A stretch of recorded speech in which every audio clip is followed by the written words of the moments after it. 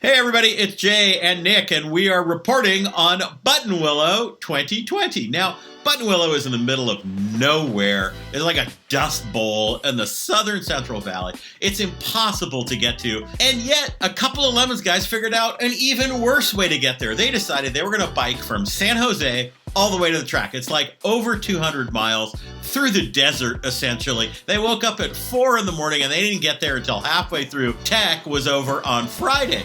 Now, I think what this addresses is people want to know, are racing drivers athletes? Well, clearly they are. Yeah, and that's why we sell so many 3XL driver suits on our store. Speaking of the tech day, this team sadly didn't make it much farther than that. Talking, of course, about contagious racing, they have a great theme.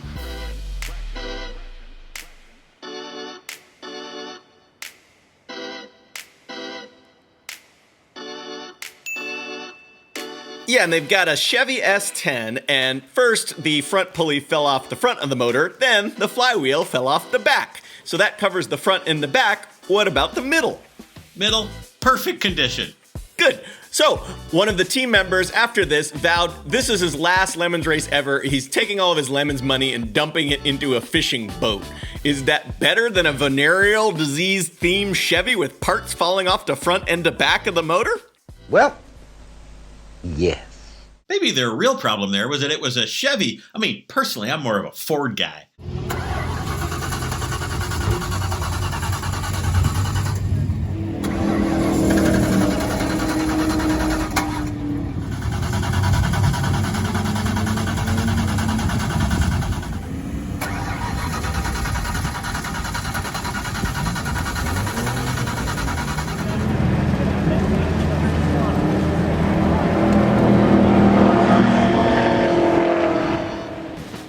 Ford, come on, you gotta go import.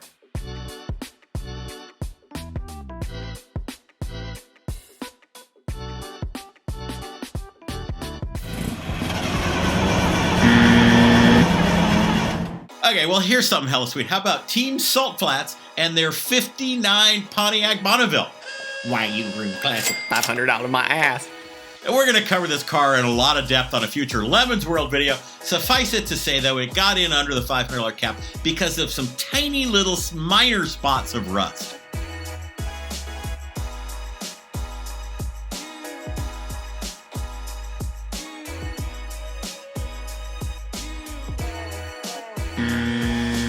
When you bring a Geo Metro to Lemons, you don't really need a theme because it's Geo Metro, it's awesome. But this theme was too obvious to pass up. Neo Geo.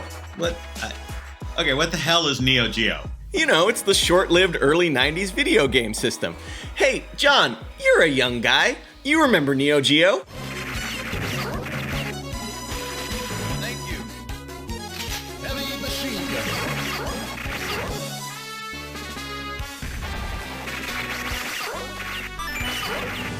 Hella sweet, the short bus racing tiki bar, always festive. Also hella sweet, the Forbidden Fruit Toyota Tercel. Look at this washing machine theme. Hella sweet, you mad bro. They brought back their very fast E36. Yeah, we don't care about that. This time they also brought a 524 turbo diesel. It was hella slow and smoky and noisy and clattery. That was hella sweet. Okay, I'm gonna call this hella sweet even though it involves the Dodge Caliber. Now, the Dodge Caliber is terrible. Like all other Chryslers, it sets a record for how quickly it goes from the showroom to junkyard, or in this case, to a Lemons race. Yeah, so we've rented hundreds of Calibers. They're all incredibly terrible, but I think what this proved is it's still better than the Chotus. Chotus.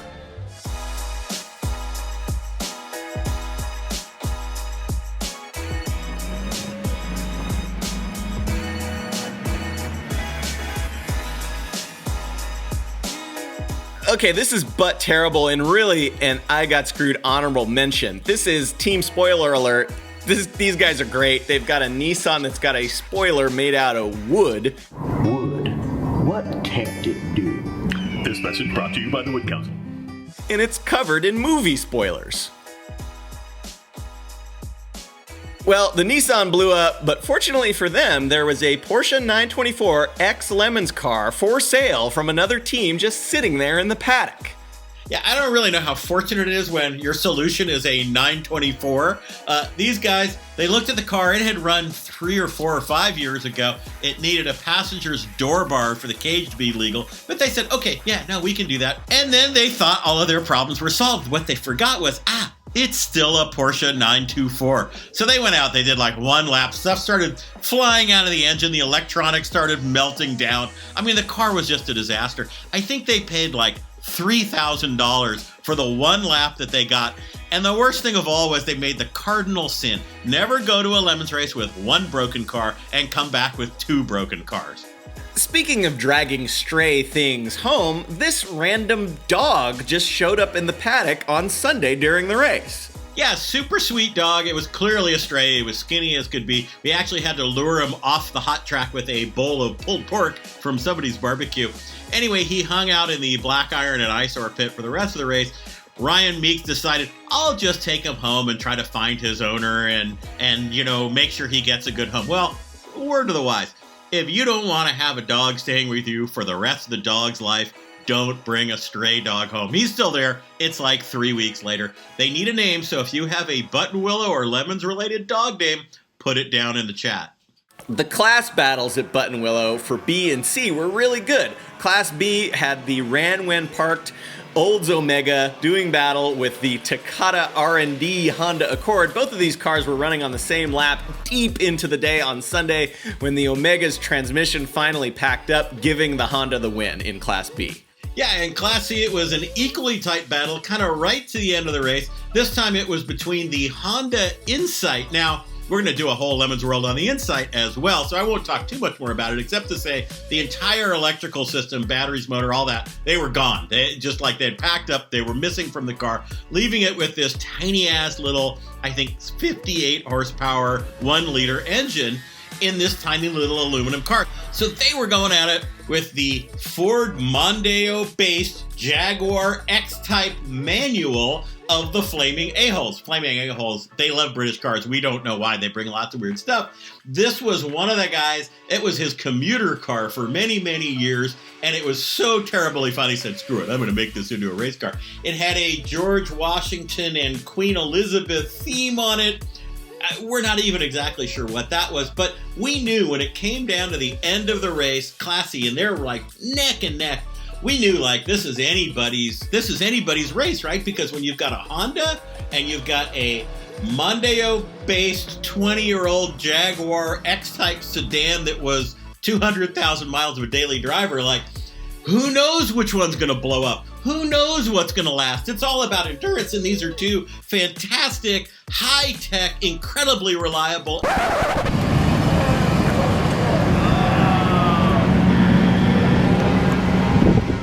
All right, on to the awards. I got screwed. We mentioned the I got screwed honorable mention before, and really, what's worse than buying an entire replacement car, fixing the cage, and only have it not work because it's a f***ing Porsche 924? Well, it was the experience of another fine mess. You guys know this team from running their Kim Jong-il themed Hyundai Elantra Roadster. Well, the Hyundai broke a tiny little clutch spring, which required them to remove the entire gearbox and replace the clutch to fix it. Well, during that whole process, they drained all of the transmission fluid from the gearbox so it wouldn't get everywhere. And when they were reassembling it, of course they remembered to refill it when they put everything back together. Yes, well! So the Hyundai transmission just melted spectacularly, and they're done. However, the good news is this time they brought a second car. They decided we're going to bring a really reliable, dependable backup car. So, like a Miata. Sort of, yeah. Like a BMW 633, which surprisingly on Saturday ran pretty well. Lemons idiots kept running into the BMW. That wasn't the BMW's fault, but it got really hammered. And then on Sunday, it was clean. Nobody was running into it, and the half shafts exploded. They got screwed. Judge's choice went to Modelo Time. This was a new team. It was 4 guys, and they had no idea what they were doing. And they showed up in this Acura RSX. And we were tempted to give them a pretty hard time about the car. And then in talking to them, we realized, like, oh no, these guys are hopeless. Well, they went out, and on Saturday, they were just penalty. And we got all over them, and we explained what they were doing wrong, and we told them, keep your eyes up, and we did it. And they figured it out. It's the first team in 15 years that actually listened to us. And after midday on Saturday, flawless. They were out there racking up laps, not getting in anybody's way. They were just awesome. They cleaned up their act. And then best of all, they also brought a Honda Acti with tiny mini lights and Lemon's Pace Truck decals on the side. These guys were fantastic. Judge's choice. Heroic fix went to the planned obsolescence Buick Skyhawk. First off, let me say that this car has really reached a nice level of seasoning and weatheredness. I'm not really sure what it reminds me of. Oh, dude! So this car started with its factory motor, the Buick Odd Fire V6, and then it got upgraded to the Buick Aluminum 215 V8. After a few races of dealing with that old boat anchor, they realized that every British car coot on the internet says the Rover V8 is the ticket. They're super available. They're in every Land Rover Discovery. Go to the pick and pull, get one, lightweight, high horsepower, do it. They did that. Couple of problems. First, every British car coot on the internet is a moron. And second, that engine is similar but not identical to the Buick 215. And they were always having to go hours away and hundreds of miles to get the pieces to make the clutch mate to the transmission or whatever it was they were doing. At this point, we've completely lost track of what their setup even is. There was a rumor that it's a Ford 302 now. We don't even know. The important thing is every time they make a small change to this car, they don't make it so it's 100% different from before. It's always like, oh yeah, it's 95% interchangeable, and the 5% is always the piece that they're missing. That's exactly what happened at Buttonwillow. They've got this new setup. They're like, oh man, it's almost right, except for that thing that's 6 hours away that is sitting on my shop shelf. So overnight on Saturday, one of their team dudes hopped in their car, drove hundreds of miles away to get this one little piece, brought it back. They stayed up all night fixing it, got back out on track Sunday. It was heroic. The special award for this race was called Solo Racing, the Good Kind. It was a team, but it wasn't really a team. It was just this one guy, Luke. Luke brought his 240 Volvo wagon, and, it was just one guy. And when he needed a fuel, he'd go round up a couple of other guys from other teams, and they'd all chitty-chat for a while, and glug, glug, glug, glug, glug, glug, glug. And then he'd go out and race some more. When Luke got hungry, he'd pull in and, yawn, stretch. He'd wander over to the snack bar. He'd order a cheeseburger. He'd wait while the cheeseburger was coming out. It was just given the type A racy race team guys around it. They were just having panic attacks. Luke was the coolest guy ever. I think he had the best weekend of anybody else. And then when he was done, he I guess I better load the car up. See you guys next year. Awesome performance. Organizer's choice went to Luke's neighbor who helped him with pit stops. This is Team Cyber and their Tesla Cybertruck. This is a new team, but their car was previously raced in Lemons. It's a 1990 Ford Ranger with a 2.9 V6. This team wanted to do something that would set them apart from the previous team, but all they had access to was sheet aluminum, a rivet gun, wood, and a stupid idea. Fortunately for them, in a crazy coincidence, these are the exact ingredients that were used to create the actual Tesla Cybertruck. So their replica was essentially perfect. Perfect. Their team was made up of kind of the typical, there was one guy with real racing experience, one Lemons guy, a couple of guys who'd never been to a racetrack before in their lives, and they all shared this horrible car. And they had the great attitude. Every time we saw this vehicle, it just cracked us up. It was so funny. And the cruelest irony, they really only had one mechanical problem all weekend long. Their battery blew up. And then I think the only thing sweeter, maybe, is the IOE. The IOE, we're calling this a lifetime achievement. It went to Les Citroën and their giant-ass Pontiac. It's the Le Mans, it's the Bonneville, who knows? It's huge, it's 70s, it's yellow, it's been running forever. It's kind of even pretty fast. We love this car. We love that they never give up. IOE. And during COVID, we're not doing our traditional awards ceremony. We're doing a paddock parade with all of the winning cars, so we'll just leave you with that.